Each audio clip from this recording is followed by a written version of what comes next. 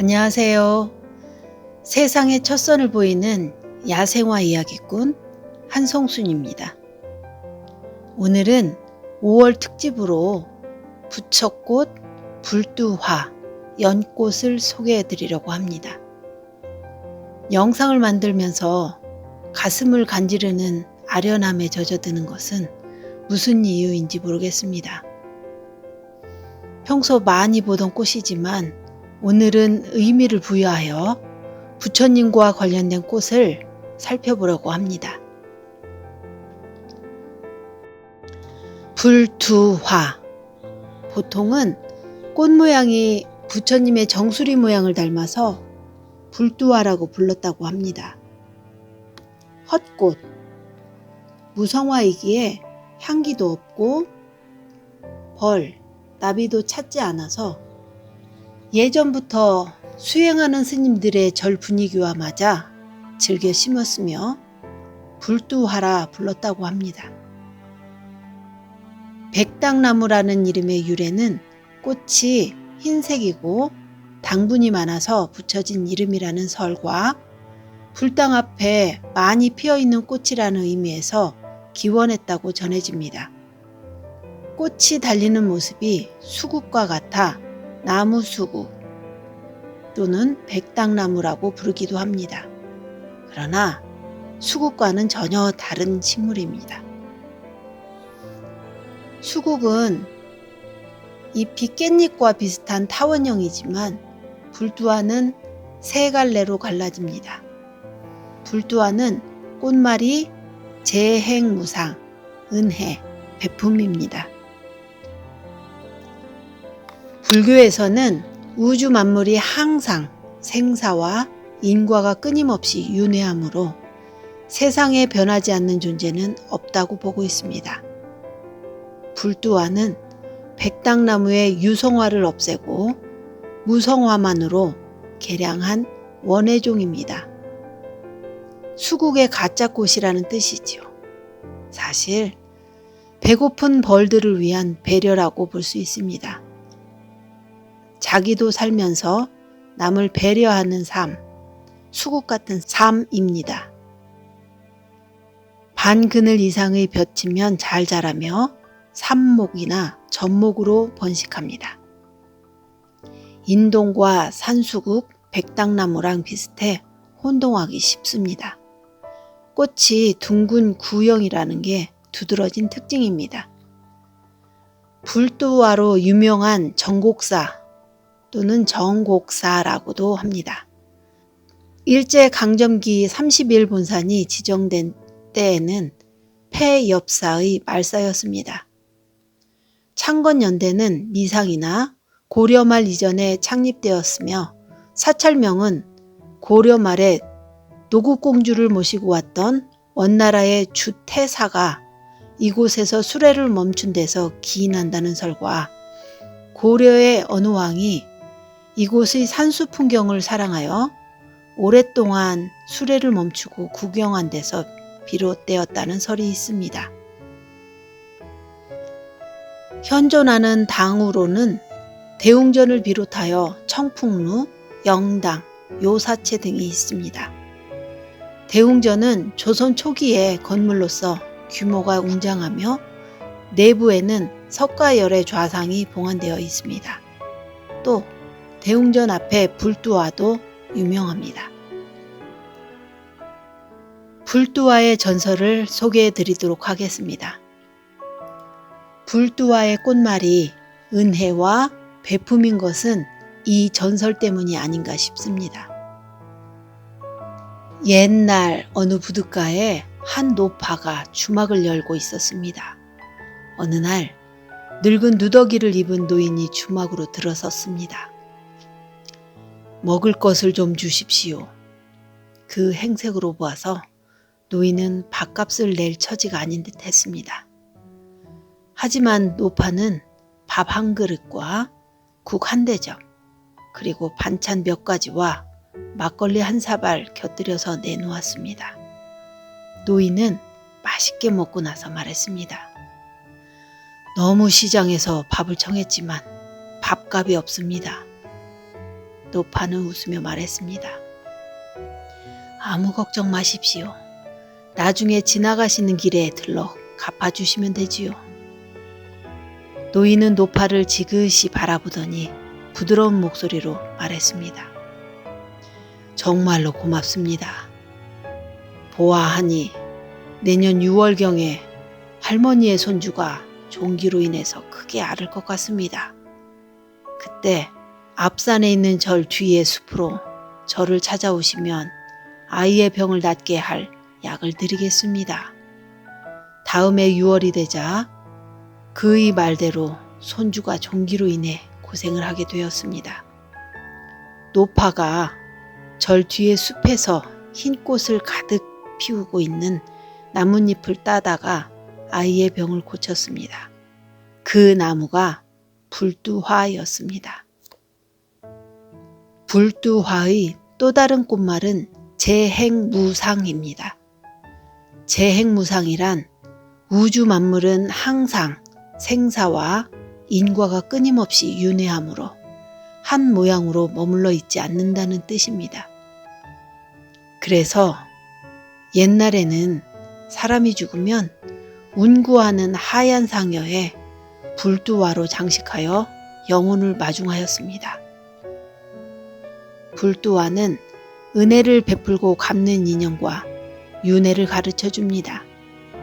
밥 한 그릇 얻어먹은 작은 은혜도 손자의 병 치료로 보시하는데 하물며 부모님께 생명을 받아 태어난 가없는 은혜는 갚고 가야 하지 않을까요? 어버이와 자식으로 이어진 귀하고 소중한 인연을 나몰라라 하는 것은 아무리 생각해도 고개가 끄덕여지지 않습니다. 부처꽃을 소개해 드리도록 하겠습니다. 꽃말, 사랑의 슬픔. 열매는 삭과로 꽃받침통 안에 들어있고 성숙하면 2개로 쪼개져 종자가 나옵니다.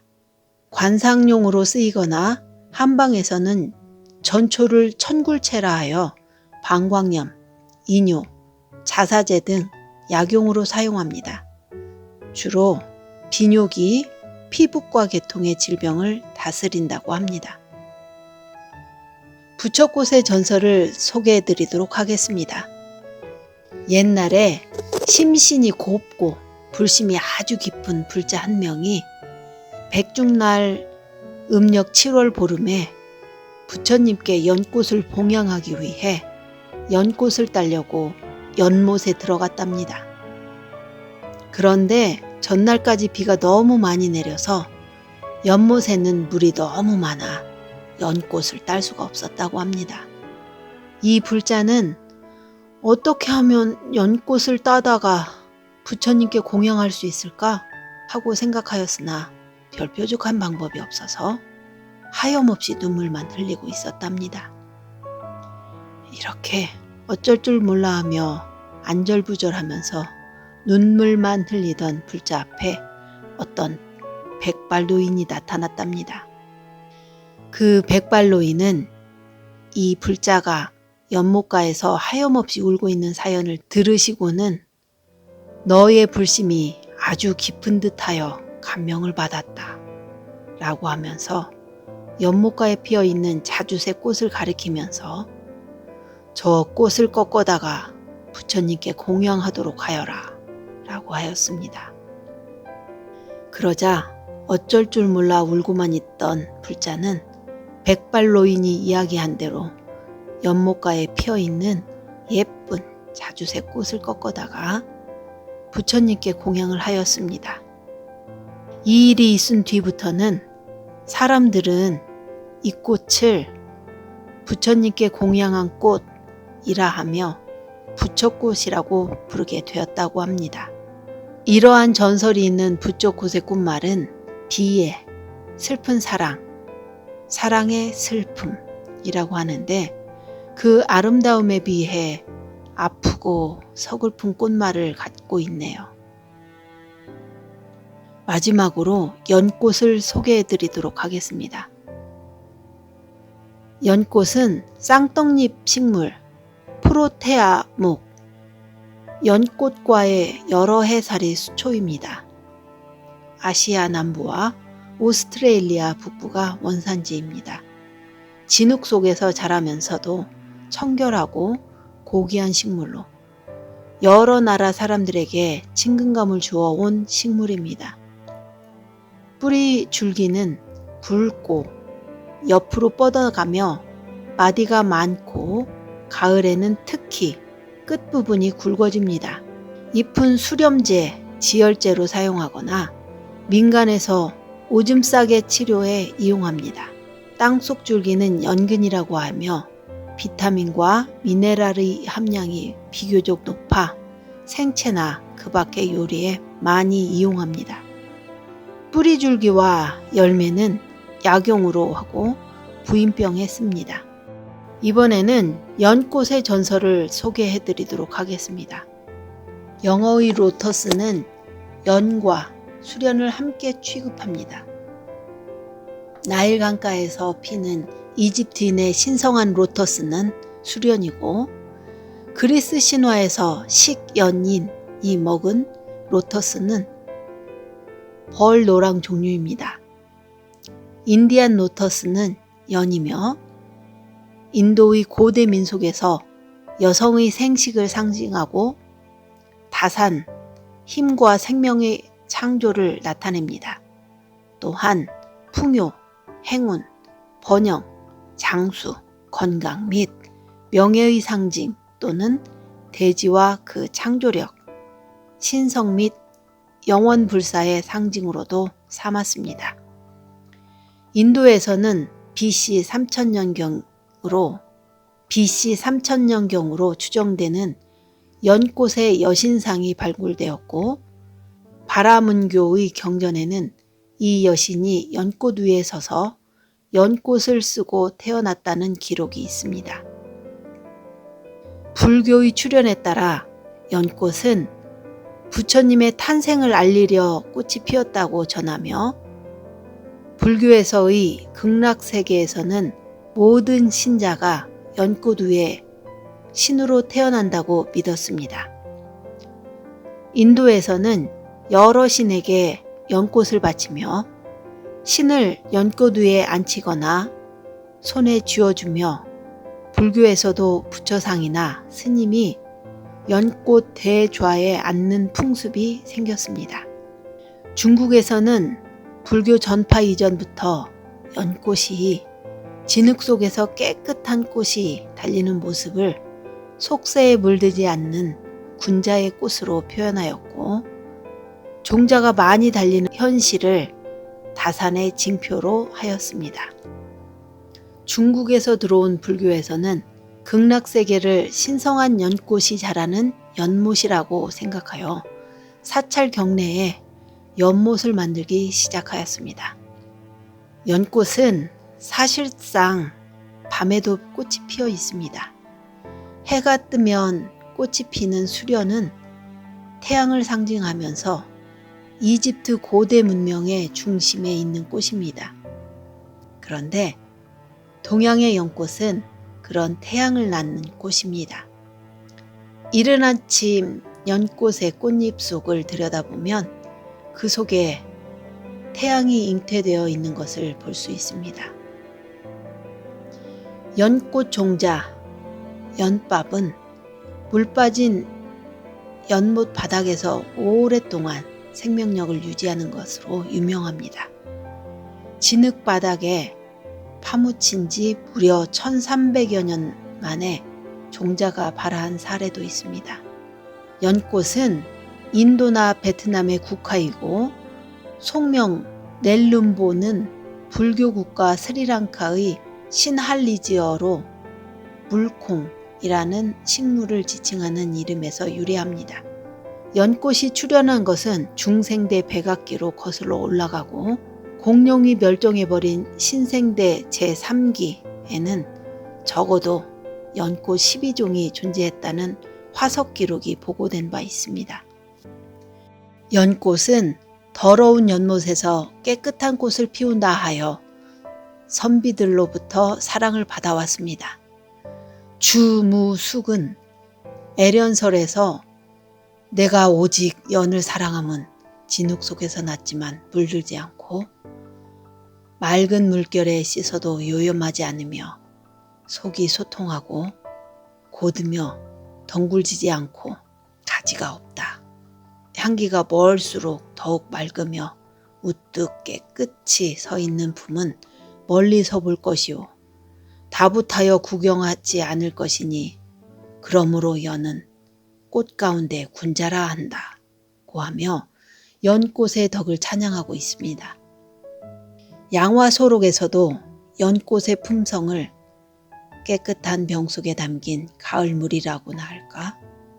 홍백년은 강호에 뛰어나서 이름을 구함을 즐기지 않으니 자연이 그 이름을 감추기 어려우니 이것은 기산 영천간에 숨어 살던 소부 허유와 같은 유라하겠다고 평하고 있습니다. 또한 불교에서는 연꽃이 속세의 더러움 속에서 피되 더러움에 물들지 않고 청정함을 상징한다고 하여 극락세계를 상징하는 꽃으로 쓰고 있습니다. 이를테면 극락세계를 달리 부를 때 연방이라고 한다든지 아미타불의 정토에 왕생하는 사람의 모습을 연태라고 표현하는 것이 그것입니다. 부처가 앉아있는 대좌를 연꽃으로 조각하는 것도 이러한 상징성에서 기인한 것입니다. 민간에서는 종자를 많이 맺기에 연꽃을 다산의 징표로 보았습니다. 부인의 의복에 연꽃의 문양을 새겨 넣는 것도 연꽃의 다산성에 힘입어 자손을 많이 낳기를 기원하는 것입니다. 고려 충선왕이 원나라 서울 연경에 있을 때 궁궐안의 한 여인과 인연을 맺게 되었습니다. 그 뒤로 고려로 돌아오게 되어 두 사람은 슬픈 이별을 하게 되었습니다.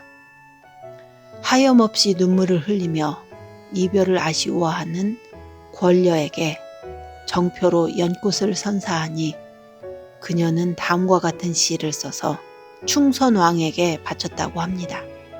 떠나시던 그날에 꺾어준 연꽃 한 송이 처음엔 빨갛더니 얼마 안 되어 떨어지고 이제는 시드니 빛이 사랑과 같사오이다. 세상에 첫선을 보이는 야생화 이야기 6편 부처님과 관련된 꽃을 특집으로 소개해 드렸는데요. 어떻게 들으셨는지 댓글로 남겨주시면 다음 영상 제작에 큰 도움이 될 것 같습니다. 감사합니다.